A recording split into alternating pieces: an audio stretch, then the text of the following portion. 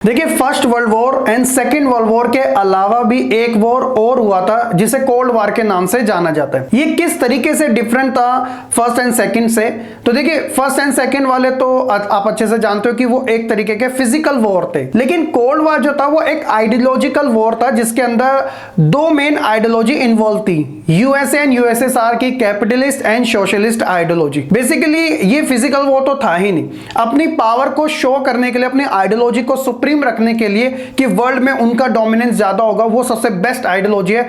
इन्हीं के बीच में हमें ये कोल्ड वॉर ऑलमोस्ट 45 ईयर के आसपास तक देखने को मिला था। अब इसका एंड भी हुआ था, तो एंड होने के बाद एक आइडियोलॉजी जो थी वो हार गई थी, मतलब कि ये जो कोल्ड वॉर था वो एंड हो गया था।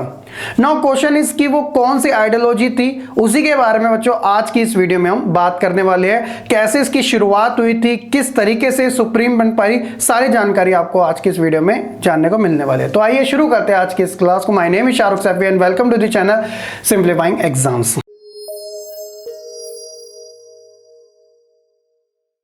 टॉपिक है बच्चों हमारा main, why did the Soviet Union disintegrate. Let's see, सबसे पहले शुरुआत से यूएसएसआर के नाम से इसे जाना जाता है। यूएसएसआर की फुल फॉर्म है union of Soviet socialist Republic. आप इसे सिंपली सोवियत यूनियन के नाम से भी जान सकते हो। यूनियन इसीलिए क्योंकि इसके अंदर रशिया को इंक्लूड करते हुए 14 अदर रिपब्लिक भी इसमें शामिल थी, जिसमें स्पेशली जो ईस्टर्न यूरोप के बाल्टिक स्टेट थे वो जो आप कह सकते हो कि पैसिफिक ओशियन साइड में, और इसके अलावा majority of northern Asia and central Asia की जो कंट्री थी इन यूनियन के अंदर शामिल थी। एक बार देख लेते हैं वो कौन कौन सी थी। देखिए, ये मैप है, आप अपनी स्क्रीन पर देख सकते हो यूएसएसआर का, जिसके अंदर सभी रिपब्लिक इन्वॉल्व है। अब आप देखोगे कि जो डोमिनेंट है वो इकलौता रशिया है। देखो रशिया कितना ज्यादा बड़ा है, और जो बाकी अदर रिपब्लिक्स है वो काफी छोटी छोटी है। तो इसीलिए कहा जाता है कि आप इसे सोवियत यूनियन जो है इसको रशिया ही पूरी तरीके से कंट्रोल कर रहा था।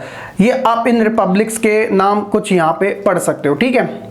नाउ क्वेश्चन इज कि why USSR defeated in cold war era, कि यूएसएसआर आखिरकार कोल्ड वॉर एरा के अंदर क्यों हार गया था। तो देखिए, सबसे पहले जब हम इसकी शुरुआत की बात करते हैं, यानी कि इसके ओरिजिन की, तो क्या हमें देखने को मिलता है, आपने रशियन रेवोल्यूशन के बारे में पढ़ा है। जी हाँ, इसी से ही इसका मेन कॉन्टेक्स्ट है। The USSR found in 1922, 5 year after the Russian revolution overthrew the monarchy of tsar Nicholas second. क्या था रशिया के अंदर, स्पेशली जो ये हमें रेवोल्यूशन देखने को मिलते हैं 1917 की, तो वो भी एक आप कह सकते हो कैपिटलिस्ट के अगेंस्ट में हुई थी। और इस रेवोल्यूशन को लीड करने का काम किया था इन शख्स ने, जिनका नाम आप अच्छे से जानते ही होंगे। इनकी आपने पोर्ट्रेट अच्छे से पहचान ली होगी। जी हाँ, मैं बात कर रहा हूं व्लादिमीर लेनिन की। तो कंफ्यूज मत होना, व्लादिमीर पुतिन और लेनिन में, यहां बात लेनिन की हो रही है। तो इन्होंने लीड किया था, और कैपिटलिस्ट जो आइडियोलॉजी थी उस समय वहां पे पूरी तरीके से इन्होंने डिस्ट्रॉय कर दिया था, और वहां पे शुरुआत हुई थी कम्युनिस्ट की। और कुछ टाइम बाद ही, यानी कि फाइनली 1922 के अंदर एक यूनियन बनाया गया जिसे यूएसएसआर के नाम से जाना गया। और व्लादिमीर लेनिन पहले ऐसे लीडर थे जो रेवोल्यूशन के बाद से लेकर अपनी डेथ तक, जो कि इनके 1924 में डेथ हो गई थी, तब तक वो लीडर रहे थे। अब ये तो बात होगी इसकी ओरिजिन की। शुरुआत होती है मेन जो आइडियोलॉजिकल वॉर की, वो सेकेंड वर्ल्ड वॉर के बाद होती है। सेकेंड वर्ल्ड वॉर का जो टाइम पीरियड था वो 1939 से लेकर 45 था।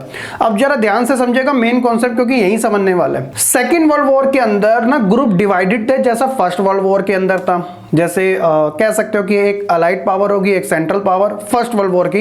इसी तरह इसके अंदर भी ना ग्रुप डिवाइडेड थे, एक था अलाइड पावर्स और दूसरा था एक्सिस पावर। अलाइड के अंदर यूएसएसआर, यूएसए, फ्रांस और ब्रिटेन ये सभी इन्वॉल्व थे, और एक्सिस पावर के अंदर जर्मनी, इटली और जापान। तो आप मान सकते हो कि ये जो एक्सिस पावर था ये सेकेंड वर्ल्ड वॉर में हार गया, एक्सिस पावर वाला ग्रुप, और जो जीता था वो अलाइड पावर था। लेकिन सेकेंड वर्ल्ड वॉर के अंदर जो फ्रंट लाइन पे जिनका इन्वॉल्वमेंट सबसे ज्यादा था वो था फ्रांस और ब्रिटेन। तो ऑब्वियसली ज्यादा इनको नुकसान भी होता। तो ऐसे में ये अपनी इकोनॉमी को रिवाइविंग मोड पे लेके चले गए, क्योंकि बहुत ज्यादा नुकसान हुआ था। और इसी के बाद 1940 1945 के बाद शुरुआत होती है एक नए एरा की जिसे हम कोल्ड वार के नाम से जानते हैं, जो कि एक आइडियोलॉजिकल वॉर की शुरुआत हो रही है कि अमेरिका कहता था कि कैपिटलिस्ट जो आइडियोलॉजी है वो सबसे बेस्ट है, पूरे वर्ल्ड के अंदर यही स्प्रेड होनी चाहिए। और उसके अगेंस्ट में जो यूएसएसआर है वो ये मानता था कि जो सोशलिस्ट आइडियोलॉजी है वो सबसे बेस्ट है, कि इससे क्या है कि लोगों के बीच में इक्वालिटी होगी, जो भी कंट्रोल होगा वो स्टेट का होगा, किसी पर्सन का नहीं होगा। इसमें लैंड को काफी ज्यादा इंपॉर्टेंस दी गई थी कि लैंड किसी के पर्सन के अंडर में नहीं होना चाहिए, जबकि वो स्टेट के अंडर में होना चाहिए, ऐसा यूएसएसआर की सोशलिस्ट आइडियोलॉजी कहती है। अब इन दोनों के बीच में ये जो आइडियोलॉजिकल वॉर था ये ऑलमोस्ट आप कह सकते हो 1945 में कोल्ड वार की शुरुआत हुई और फाइनली 1991 में यूएसएसआर जो था वो डिक्लाइन हो गया और कोल्ड वार का भी एंड हो गया। तो सवाल हमारा ये आता है कि आखिरकार वो क्या रीजन था जिसकी वजह से ये जो आइडियोलॉजी थी यूएसएसआर की सोशलिस्ट वाली वो हार गई कोल्ड वार में। तो उसके रीजन को हम समझते हैं। देखिए, why did the Soviet Union disintegrate, उसके वेरियस टाइप के रीजन है, कोई एक नहीं है, क्योंकि इतना बड़ा यूनियन था और इतने लंबे समय तक ऑलमोस्ट 4 डिकेड चल गया था। तो ये वॉर इसके बाद ये एंड हुआ था। तो रीजन अगर हम देखें तो सबसे पहला जो मेन रीजन था वो हमें ये देखने को मिलता है द इंटरनल वीकनेस। उसके बाद हम बात करेंगे टू मच एक्सपेंडिचर की, थर्ड हम बात करेंगे लैक ऑफ अकाउंटेबिलिटी की, और लास्ट हम बात करेंगे गोर्बाचेव रिफॉर्म पॉलिसी के बारे में कि इनके द्वारा ये जो रिफॉर्म पॉलिसी थी वो क्या थी और क्यों लाई गई थी इनके बारे में। तो ये सारे रीजन है। अगर हम इन्हें डिटेल में एक्सप्लेनेशन के थ्रू समझने की कोशिश करें तो सबसे पहले इंटरनल वीकनेस के बारे में बात करते हैं। क्या था कि the internal weakness of Soviet political and economic institution fail to meet the aspiration of the people. क्या हो रहा था इस आइडियोलॉजिकल वॉर में, वेरियस टाइप का कुछ ज्यादा ही कह सकते हो कि ध्यान दिया जा रहा था मिलिट्री के ऊपर, आर्म्स के ऊपर, वेपन्स के ऊपर, ठीक है। तो इसीलिए जो सोवियत लोगों की पॉलिटिकल इकोनॉमिक जो एस्पिरेशंस थी उनको फुलफिल करने में फेल्ड हो गया था, क्योंकि उसका सारा जो इन्वेस्टमेंट था वो वन साइडेड जाता जा रहा था। The Soviet economic used much of its resources in maintaining a nuclear and military Arsenal and the development of its satellite state in specially eastern Europe and with in the Soviet system, जो central Asia के republics थे, ठीक है।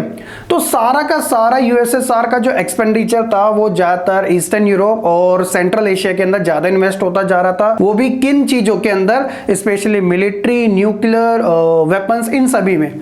जो लोगों की basic needs थी, जो इंपॉर्टेंट उनके लिए जो कमोडिटीज थी, वो उसके अंदर उसका इन्वेस्टमेंट बहुत कम होता जा रहा था, जिसकी वजह से वहां पे क्राइसिस जैसी सिचुएशन कुछ ज्यादा ही होती चलेगी। प्राइसेस जो थे काफी हाई होते चले गए, लोग अनएम्प्लॉय होते रहेंगे, उनकी सेविंग भी खत्म होती चलेगी। तो इस वजह से लोगों के अंदर काफी ज्यादा इसका गलत इंपैक्ट पड़ा।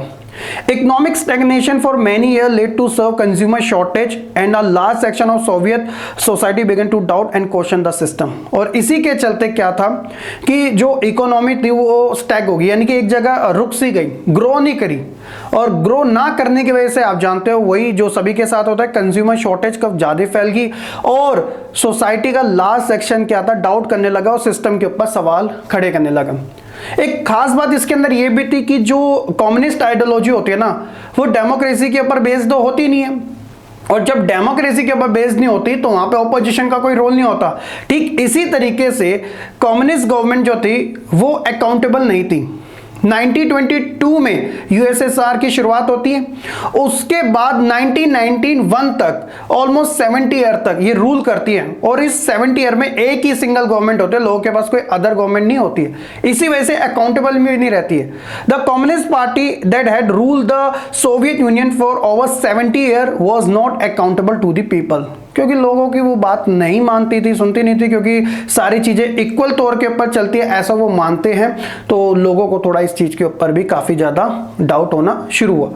और उसके बाद आप कह सकते हो कि ordinary people were alienated by the slow and stifling administrative rampant corruption, the inability of the system to correct mistake, it had made the unwillingness to allow more openness in government and the centralisation of the authority in the vast land. तो ये सारी चीजों की वजह से लोगों ने इनके ऊपर काफी ज्यादा डाउट करना शुरू किया, और कह सकते हो कि section of the society was not happy with the reform of Gorbachev, जो लास्ट हम कवर करने वाले हैं। अब गोर्बाचेव जो थे, आप कह सकते हो कि यूएसएसआर के लास्ट मिनिस्टर थे, 1985 के समथिंग ये वहां के जनरल सेक्रेटरी बने थे यूएसएसआर के, और जब बने तो इन्होंने रिफॉर्म की शुरुआत करी। मैं रशियन वर्ड है दो, जिसका नाम है ग्लासनोस्ट एंड पेरोस्ट्राइका, ठीक है। ये इनकी रिफॉर्म पॉलिसीज थी जिसके अंदर इन्होंने बात करी थी अपनी आइडियोलॉजी में थोड़ा बहुत चेंज करने की, और साथ ही जो इनका एडमिनिस्ट्रेटिव था ना,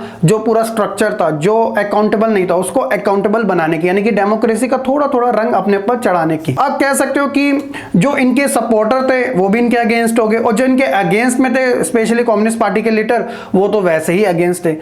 अब सवाल यहां पर आता है कि जो सपोर्टर थे वो इनके अगेंस्ट क्यों हो गए, क्योंकि रीजन ये बताया गया था, it was believe that the reform introduced by Gorbachev were at a very slow pace, कि वो जो काम कर रहे हैं ना वो काफी स्लो कर रहे हैं, और लोगों को नीड थी थोड़ा क्विक तरीके से काम करने की, इसलिए जो स्टार्टिंग में उन्हें सपोर्ट कर रहे थे वो भी उनके अगेंस्ट हो गए। और साथ ही साथ लोगों के बीच में जब नेशनलिज्म की डिमांड बढ़ने लगी, डिजायर उनके अंदर फैलने लगा, तो इससे भी आप कह सकते हो कि आप मान के ये चल लीजिएगा कि यूएसएसआर फाइनली बिल्कुल अपने एंड टाइम पे चले गए। वो अब नहीं चाहते थे, वो चाहते थे डेमोक्रेसी को, वो वेस्टर्न आइडियोलॉजी को ज्यादा फॉलो करने पड़ते थे, जो इतने टाइम से उन्हें बताया जा रहा था कि कम्युनिस्ट सबसे बेस्ट है। फिर जब उनकी आंखें खुली, उन्हें पता चला कि यार सबसे बेस्ट तो कैपिटलिस्ट है, तो उन्होंने अपनी गवर्नमेंट के खिलाफ ही कह सकते हो कि मोर्चा खोल दिया, और इसी के साथ ही जो यूएसएसआर था उसका हमें एंड देखने को मिला। एंड फाइनली आप कह सकते हो कि जितने भी रिपब्लिक्स थे वो धीरे धीरे इंडिपेंडेंट होते चले गए, चाहे उसके अंदर बाल्टिक रिपब्लिक्स क्यों ना है। उसके फाइनली 1991 में आप कह सकते हो कि जो रशिया था वो यूएसएसआर तो रहा नहीं, तो यूएसएसआर का जो सक्सेसर था वो रशिया बन गया। 3 रिपब्लिक जिसके अंदर बेलारूस, यूक्रेन एंड रशिया, इन्होंने ही शुरुआत करी थी यूएसएसआर एक यूनियन की, और इन्होंने ही अनाउंस किया था 1991 में there is no more USSR, की अब यूएसएसआर नहीं रहा। तो उसी के साथ ही कोल्ड वॉर का एंड हो गया और यूएसएसआर भी खत्म हो गया। तो आज के समय जो रशिया है वो यूएसएसआर का सक्सेसर है। तो ये था पूरी वीडियो के अंदर कि आखिरकार क्यों यूएसएसआर हार गया था कोल्ड वॉर के अंदर। होप्स हो कि आपको काफी अच्छे से समझ आ चुका होगा। ऐसी इंफॉर्मेटिव वीडियो के लिए चैनल को सब्सक्राइब करना बिल्कुल ना भूलिएगा। मिलते हैं हम अपनी एक नई वीडियो में, तब तक के लिए खुश रहे, पढ़ते रहे और ऐसे ही आगे बढ़ते रहे।